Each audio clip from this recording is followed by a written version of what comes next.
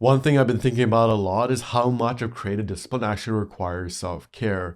I think there's this myth that you can just force yourself to be more productive, and over the long run, you'll just adjust and things will just be better. And I think that's true for certain activities. I think there's certain things that where you can just put in more time and you'll get better results. And you want to draw more, obviously, and you want to make more stuff if you're a creative person. But I don't think you can just force it. I do think it requires quite a bit of self care because sometimes this need to be productive all the time comes from a place of shame. And that place of shame will keep you in your intellectual mind instead of actually leaning into your creative mind. It's very difficult to be in your creative spirit and actually listen to the muse when you're so focused on trying to be productive. I've looked back on my life recently and realized that my problem throughout my life has been trying too hard. Like I've been trying so hard to become a successful artist that I was forcing things that were completely unnatural. And if I just taken the foot off the gas for a second and just slow down a bit, I could have actually had a way healthier relationship with my art practice and actually been more disciplined. One of the problems with hardcore discipline in the sense where you're just forcing yourself to do more is that it's not sustainable. You just can't keep going at that speed. And this idea that you'll just adjust, I don't think is true for most people. I think for most people, especially the ones who do creative things as a hobby, which I think that's most people, it's just not a healthy way to approach the practice. Now, you might want to try to do like a short challenge where you do like 7 to 30 days, where you do try to push yourself a little bit just to see if you're able to draw more.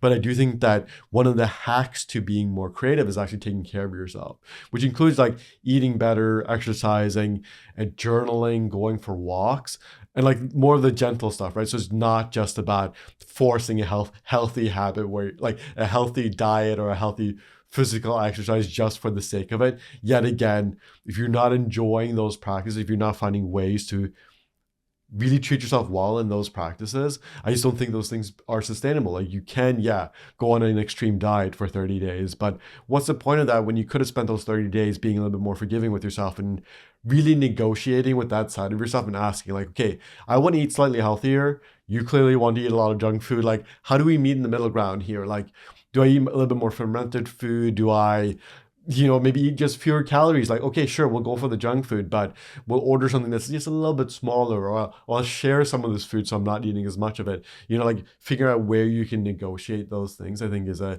huge part of actually taking care of yourself and like actually being disciplined.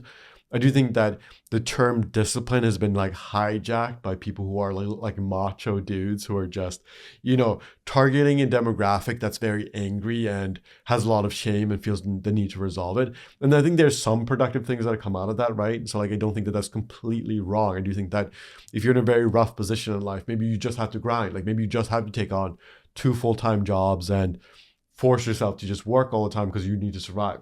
Like there are situations in life where that is the case, but I just don't think that's possible with creativity. I just don't think you can do that with your creative energy. Culturally, I think we've gotten to a place where we overestimate the power of intellect and ambition. I think we try to think of everything as logically, like, okay, like if an hour of drawing gives me this result, then 2 hours of drawing should be even better. And that's sometimes not the case. Sometimes you do an hour of drawing and you need to go for a walk for 20 minutes. Or like even an hour of drawing is a lot, right? Like maybe you need to do like 20 minutes of drawing and then go for a walk. And that's the best that you can do on any given day. And that's completely fine, and recognizing that like, hey, I don't need to force this. I don't need to force myself to draw more when it doesn't feel right. Like recognizing that and realizing that just using your intellect and thinking about things in terms of minutes and in terms of like hours put into it isn't always healthy. I think it's very important for us as creatives to recognize that just creativity just doesn't work that way. And that includes doing studies. I do think there's like this pocket of YouTube videos right now where it's all about like study schedules and forcing yourself to draw all the time. And this has worked for some career artists. Like this has worked for people who wanted to do it as a career. And when I say worked, I mean that they've actually been able to improve their art to a point where they make money off it. So that's true for some people, and there's artists I've followed who have done that, where they've gone through the grind, they've spent years just like studying and stuff.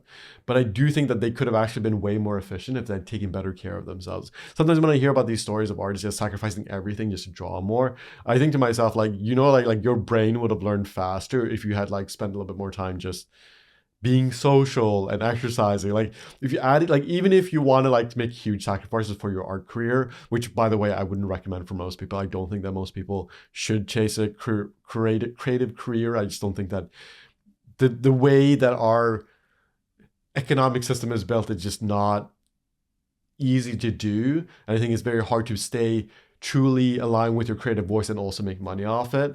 So like trying to balance the two, I think is very tricky. And I don't think most people should do it.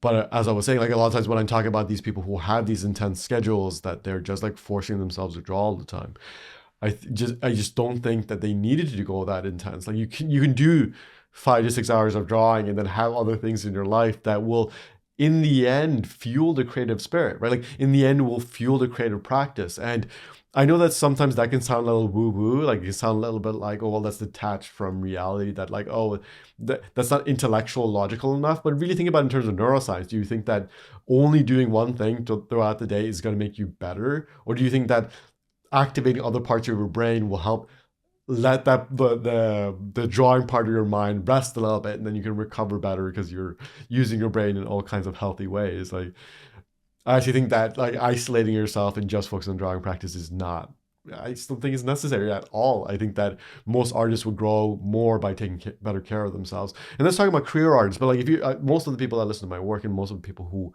use my courses and stuff, they're people who do this as a hobby. So it makes even less sense to force yourself to do this in an unsustainable way. Yet again, I obviously do think that there's certain moments where you have to push yourself. I'm not saying that you should just stop trying altogether and just like whenever you feel like it, just draw whenever you feel like it. Sometimes you do have to push yourself to get to the table. Sometimes you have to develop certain habits around like, okay, I'm going to use discipline to get to the table and I'm going to draw. But if you've been drawing for like 20-30 minutes and you're just not feeling it and you're hating the entire process, one, ask yourself if you're drawing the wrong things. Are you forcing yourself to do studies that you don't need to be doing? Are you doing things that just aren't interesting to you? Like that should be question number one.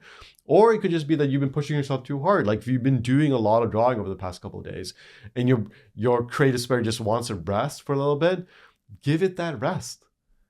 Be disciplined enough to give yourself the self-care that you need. It's so underrated, and I think it's something that we need to talk about a lot more, especially for hobbyists. I do think that being happy with your creative practice is the number one thing. If you do not enjoy the practice, then what is the point?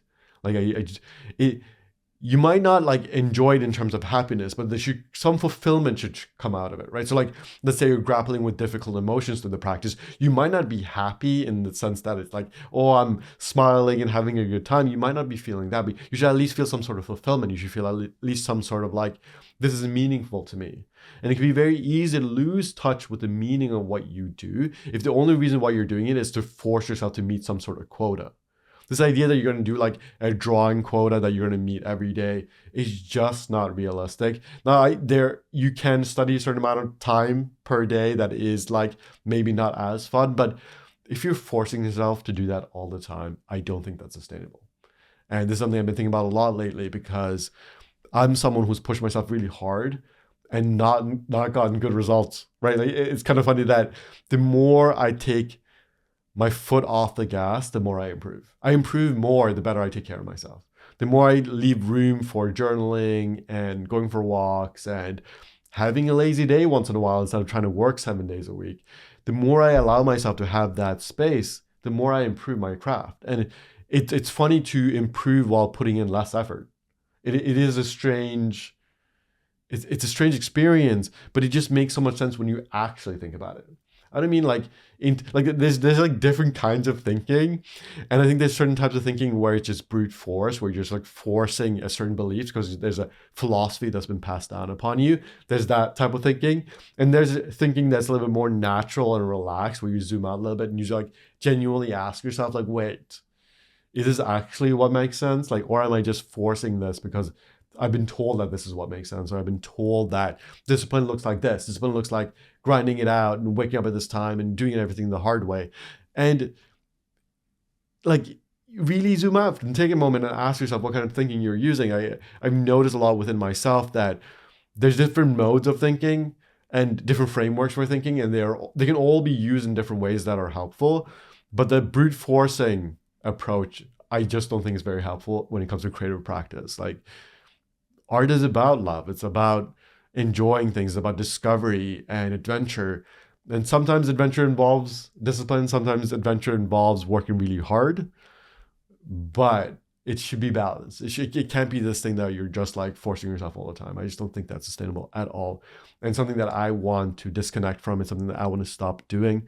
I I struggle with it quite a bit because I've done it for so many years. I've forced myself to draw for so many years in a way that just wasn't right for me. I was forcing myself to draw things that I didn't care about because I thought that I needed to. I was doing studies in a way that wasn't healthy, right? So, like, a big reason why my 54 free drawing exercises that are linked below, I talk about like finding ways to enjoy the exercises instead of just like doing an exercise for the sake of it, is because I was the person who made that mistake. I'm teaching and trying to prevent people from making the same mistakes that I made. And a huge mistake I made was just forcing myself to do exercises that I didn't care about. And if you don't care about something, you're so unlikely to actually learn from it. The more you care about something, the deeper those neurons will fire and the quicker you will learn.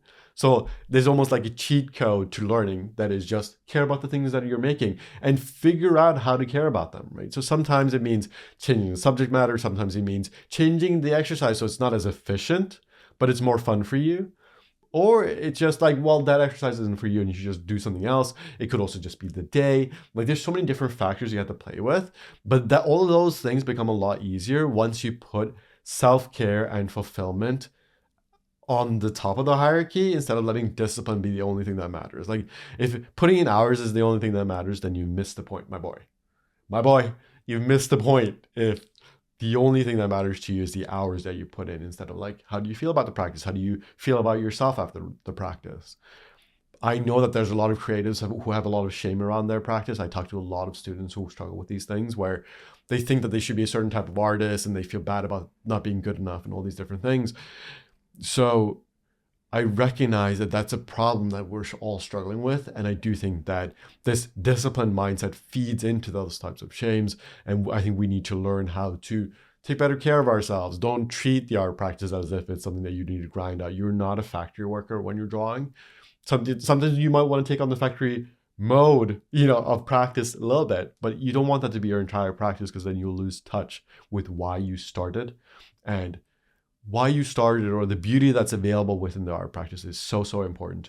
Do not get distracted from it. I think it's the most important. So keep that in mind. Appreciate you all. Thank you for listening. Courses and everything is linked below. If you want to check out the 54 free drawing exercises, that's also linked below. Yeah. I love making these videos. Is it mostly for myself? Like, this is quite selfish. This channel is pretty much me just like rambling because it's like me trying to be more deeply connected and honest with who I am. So I'm like learning about myself through doing these. So thank you guys so much for watching. Love you all. See you guys in the next video. Bye.